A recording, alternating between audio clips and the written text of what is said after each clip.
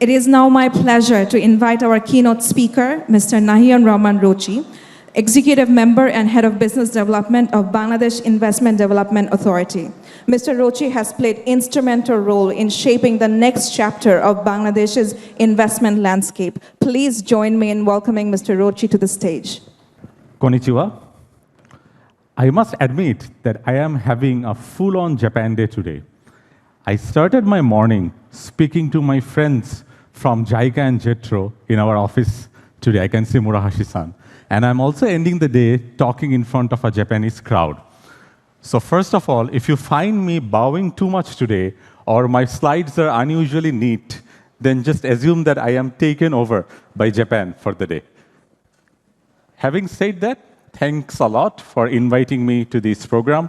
And it's always great to talk in front of our audience, which demonstrates the friendship, and you guys are the two friends and probably one of the oldest friends of Bangladesh. So thank you.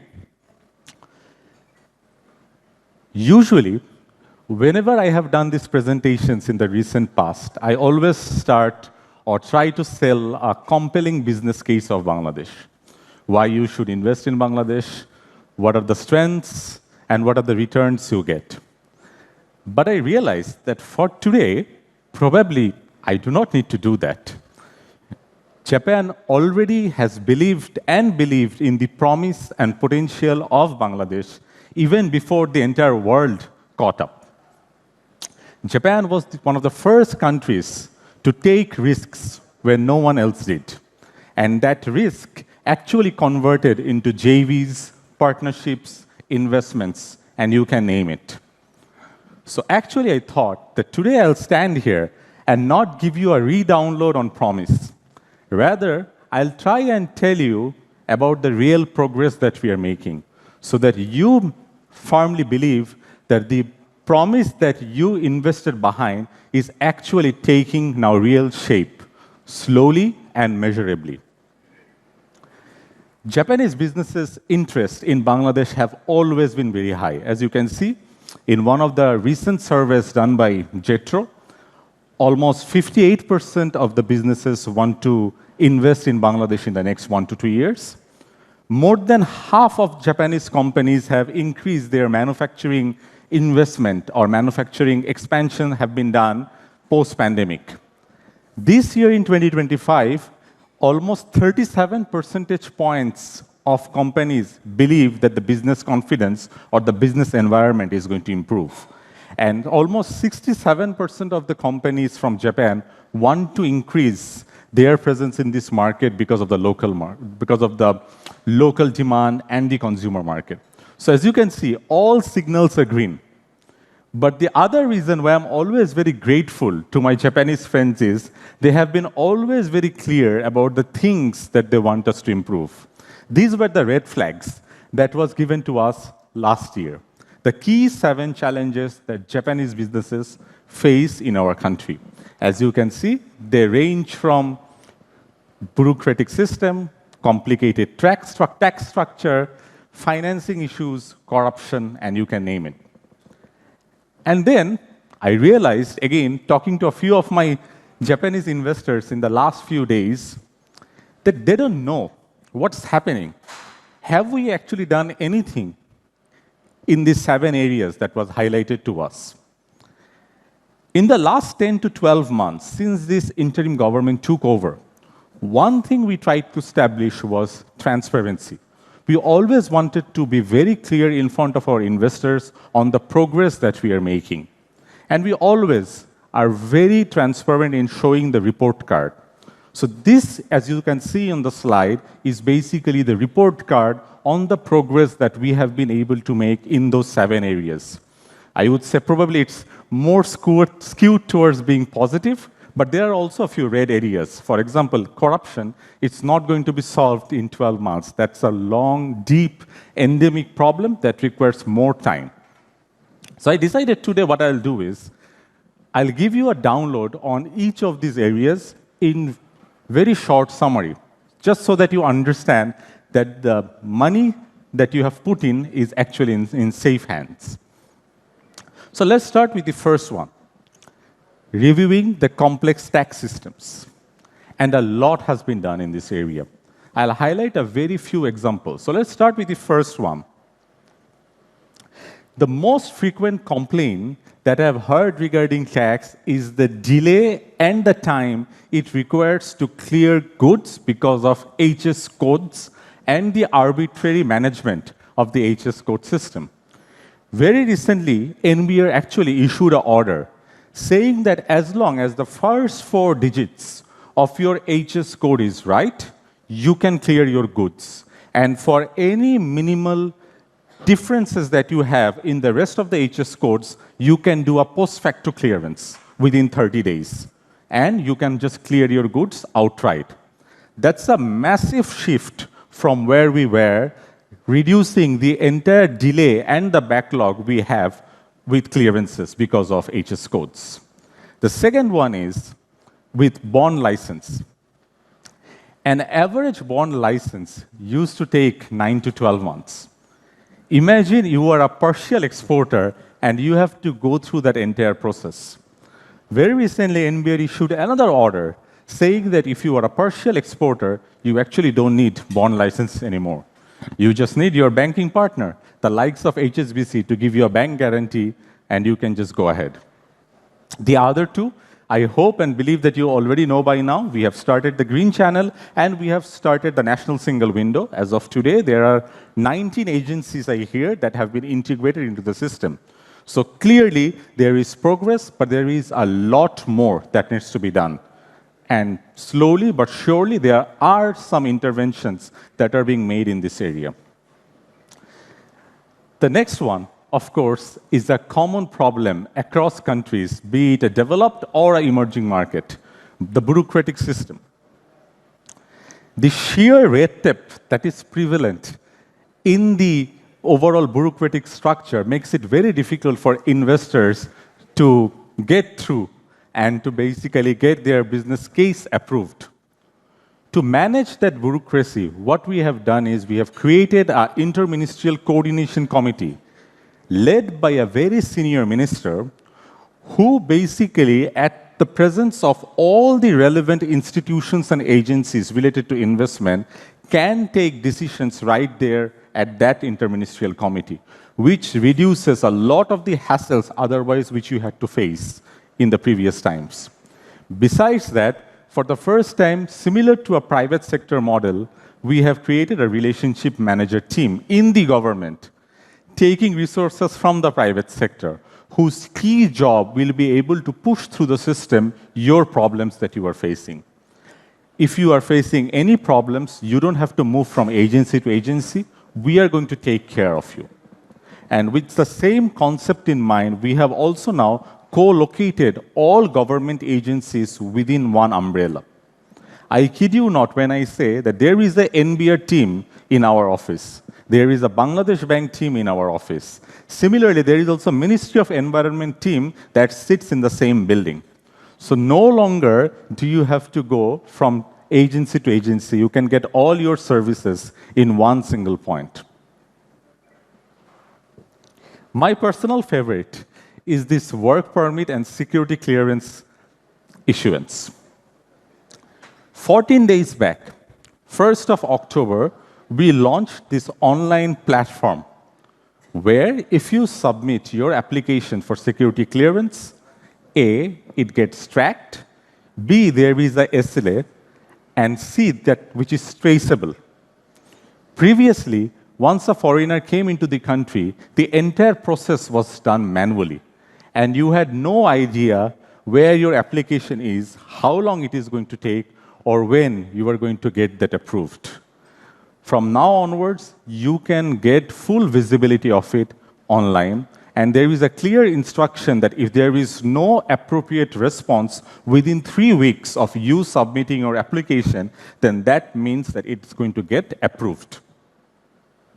Similarly, as you can see on the second point, the documentation set that you have to submit to get your security clearance has been reduced by 2/3 from previous 34 documents to currently you requiring only 11. And lastly, if you are a foreigner and if you come to our country and you are seeking the visa on arrival, you can actually pay for it using your home market currency, which is also a massive step in reducing this entire hassle that you need to face with work permit, visas, and security clearance. Addressing foreign currency and foreign exchange problems. What we have done is currently or previously, all these companies could take loans only up to 50% of their capital structure. A, we have decided to increase that to 60%, and B, all the application procedures for taking loans have also been centralized into one form and into one decision-making entity. The results of which, as you can see in recent surveys and results, meant 230% growth of intercompany loans in first half of this year. And lastly, I have heard many times that closing or winding down a business in Bangladesh is super hard because you don't know what will happen with your valuation or whether you will be able to repatriate your money. As we stand today, there is a national committee of which I happen to be a member as well, which is working with capital repatriation. And by the end of this month, we are going to submit back specific proposals that needs to happen to change this entire capital repatriation scenario. What's going to happen to all of these reforms when the next political government takes over? I'm sure you're going to ask me that question during dinner. And how long am I going to stay in this role? And what's happened when we are done? That probably is the most common question that everyone asks me. I hear that question twice or thrice. So I decided to basically answer it preemptively so that you all can take it as an official answer. So first, to ensure that there is tax consistency, NBR has done actually two other very important things. I don't know if you're aware of that.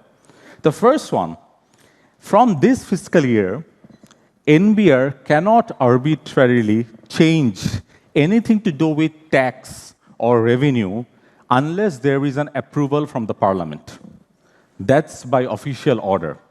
Previously, your tax rates could change in between a fiscal year, which no longer can happen. That's consistency. And second, I don't know if you have realized this, but in a few of NBR's official orders related to VAT and exemption, they have given an outlook for the next 5 years, saying what will be your VAT for 2025 to 2027 and beyond. Slowly, we'll see more and more long-term roadmaps on VAT and customs being given on other sectors as well, which is going to make sure that you have a very long-term, sustainable business case and policy and tax continuity is there. Now coming to policy continuity. From the investment angle, BIDA has triggered 32 reforms, which we believe, if are implemented, is going to simplify the investment climate. We made sure all those 32 reforms are aligned with all the major political parties, and the reforms which have been completely committed to and are aligned by all the major political parties are now being rolled into motion, which gives us the belief that there is going to be a reasonable level of consistency over a longer term on all these reforms. Because at the end of the day, everyone understands that investment and economy is a non-political agenda. Next one is restructuring of government agencies. And we have talked about this publicly a lot of times. With regards to investment promotion agency merger, we have already gotten the agreement or the sign-off on the governing board unification. We are in process for getting an internationally recognized third party to run the merger, and hopefully by the end of January 2026, that is going to be executed. Bangladesh Bank Ordinance is awaiting to be passed by the end of this month, which after many, many years of ask is going to ensure that that institution operates as a truly autonomous body. And lastly, we have all heard about NBR bifurcation as well. The works with that one is also in progress, and we expect that to be completed by the end of December 2025. So all of these initiatives, when considered together, is going to massively change the investment ecosystem and the investment climate that we have at present. We already do see some initial signs of progress. As you can see, there is a massive 61% growth of FDI. But truth be told, and to be very honest, I personally believe that this is only scratching the surface. And we were only able to get the investment proposals through which were locked because of administrative hassles or bureaucracy. The truth remains that the baseline is very low, and we have much more potential to increase our investment. But I genuinely believe that with all these reforms taking shape, we are going to see this continued jump in years to come. And on the right-hand side, as you can see, that we see increasing demand and interest from Japanese friends, which is always very good to see. A few companies, as you can see there, are showing interest. And all this means well for the country. Because we all are very clear and aware of the size of prize that Bangladesh holds. It's going to become the 9th largest market in half a decade, with access to 2.5 billion people in South and Southeast Asia. Bangladesh's average age is 26 years old. We have a working population of 62 million, which is more than the entire population of South Korea. We are going to have, in a few years' time, 5 seaports, 1 free trade zone, 1 deep seaport, versus only 1 port now, which is going to make sure that our trade capacity increases by 6 times. So this size of prize is very clear.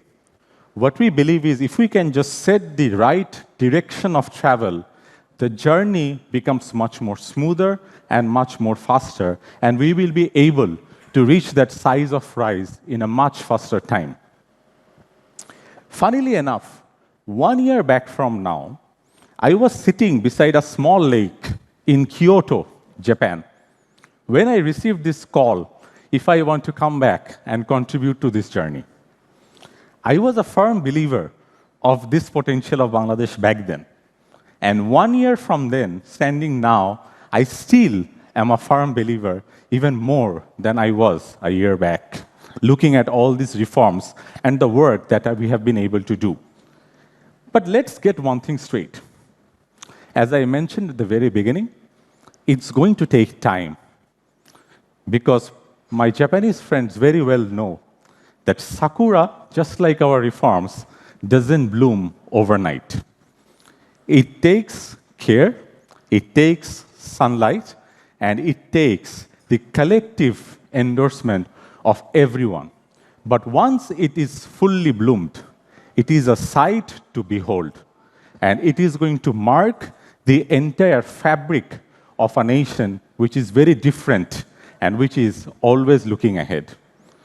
We hope we see that sakura in the name of Bangladesh bloom very soon. Thank you. Arigatou gozaimasu.